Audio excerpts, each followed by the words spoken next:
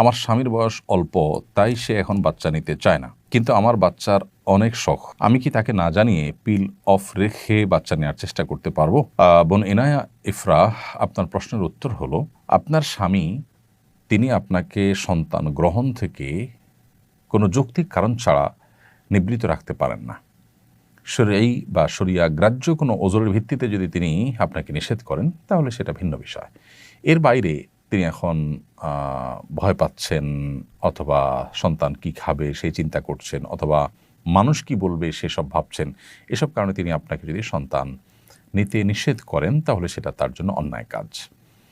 ঠিক একইভাবে কোনো নারী যদি তার স্বামীকে সন্তান নিতে না দেন, বাধা দেন, তাহলে সেটা তার পক্ষ থেকে অন্যায় কাজ। মূলত আল্লাহ রাব্বুল আলামিন বৈবাহিক এই সম্পর্ক স্থাপন করবার নির্দেশ করেছেন মানব ধারা পৃথিবীতে যেন টিকে থাকে সেজন্য।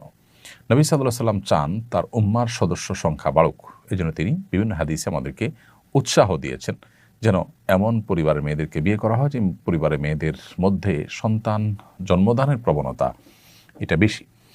তো সেই জন্য সন্তান জন্ম দেওয়া এটা স্বামী স্ত্রী উভয়ের অধিকার, কমন অধিকার, এবং এই অধিকার থেকে স্বামী তার স্ত্রীকে বা স্ত্রী তার স্বামীকে কেউ কাউকে বঞ্চিত রাখতে পারেন না।